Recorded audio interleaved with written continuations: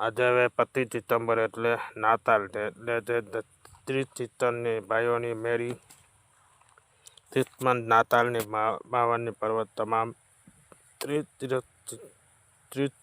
ભાઈઓ ખૂબ શુભકામનાઓ. હવે આજે આપણે વાત કરવાના. આમ જોવા જઈએ તો આપણે ઘણા સમયથી આપણે કહેતા હોય 28-29 તારીખનું વાતાવરણ અથવા પદયાત્રા થઈ શકે છે.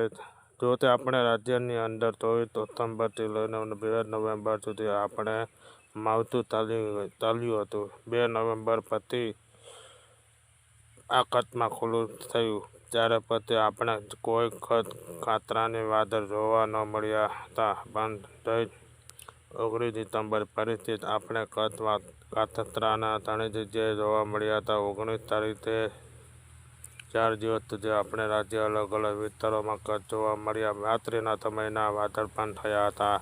રાત્રે આકાશ લાલ થતું પણ જોવા મળ્યું હતું. ખૂબ જ સારા સંકેત હતા. તે લગભગ 2-3 દિવસ ફરીથી પાછું આપણે આકાશે ચોખ્ખું થયું. જ્યારે સીમિત વિસ્તારોમાં વાત કરતા ત્યાં ખાતરા નથી જોવા મળતા. પણ હવે આવનારો સમયમાં વાત કરવા જઈએ તો આવનારી 28 અથવા 29 તારીખે 4-5 દિવસ સુધી રાજ્ય હવામાન બદલાવ આવશે, પ્રકારે પલટો આવશે અને જગ્યાએ ખાતરા જોવા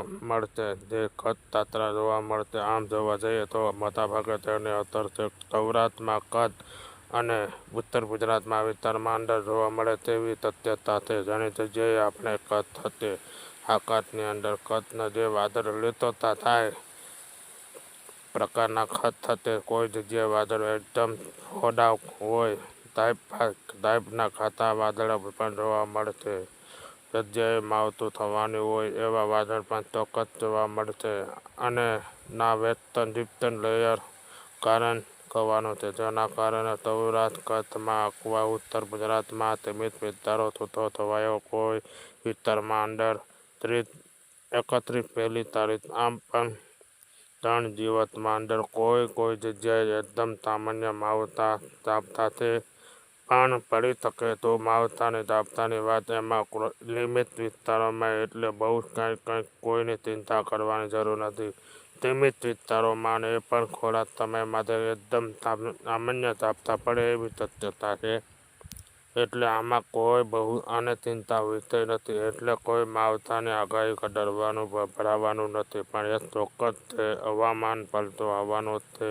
ઘણી જગ્યાએ ખાતરા થશે. વધારે પડતા ઘાટા વાદળ પણ અમુક જગ્યાએ જોવા મળશે. સીમિત વિસ્તારોમાં અંદર સામાન્ય છૂટછૂટ થાય તેવી પણ શક્યતા છે અને અમે માની રહ્યા છીએ જો તે છૂટછૂટની અત્યારે જે શક્યતા છે એમાં જો વાદળ છે કદાચ દૂર થઈ પણ જશે, આપણે છૂટથી બચી પણ શકીએ છીએ. એટલે પણ થશે, પણ એવું ફાઇનલ નથી. પણ છૂટ થવાની શક્યતા અત્યારે ચોક્કસ રહેલી છે. શક્યતા 30 ડિસેમ્બર, 31 ડિસેમ્બર અને 1 જાન્યુઆરી એમાં 3 દિવસની અંદર ગમે ત્યારે છૂટ થઈ શકે અને કદાચ છૂટ થાય તો પણ વધારે જે તમને શક્યતા લાગી રહી છે મુજબ સૌરાષ્ટ્રમાં કોઈ ભાગનું, કચ્છના અમુક વિસ્તારોમાં અથવા તો ઉત્તર ગુજરાતમાં છૂટોછવાયા કોઈ વિસ્તારોમાં છૂટ થતાં માવઠા ઝાપટા પડે તેવી શક્યતા છે. અમે માની રહ્યા છીએ. એટલે વેસ્ટર્ન ડિસ્ટર્બન્સ જેમ આગળ વધતું જશે એમ તમે સતત નજર રાખજો. આમાં કોઈ મોટા ફેરફાર વગર સંભાવના સુપ્તન થશે. કોઈ ફેરફાર થશે પણ આમને વિડીયો મારફત માહિતી આપવામાં આવશે. પણ અત્યારે એમને જે પ્રેડિક્શન લાગી રહ્યું છે સંપૂર્ણ માહિતી આપવાનો પ્રયાસ કરીશું. વિશે માહિતી નક્કર વિડીયો આપવામાં આવશે. શરૂઆત અમને જણાવશું આ સાઉન્ડ વિડીયો દેખાય અને ટચ કરીને જોશો એટલે 3 પ્રોબ્લેમ જે શિયાળો પાસ છે એની માહિતી મળી જશે. અત્યારે આ વિડીયો અંદર જેટલું દરેકને મિત્ર લાઈક અને આપીને દરેક ગ્રુપમાં કરવો, ચેનલને સબસ્ક્રાઈબ કરવો. જય જવાન, જય કિસાન, ભારત જય હિન્દ. અને ન સમજાય તો વાંચી લેજો.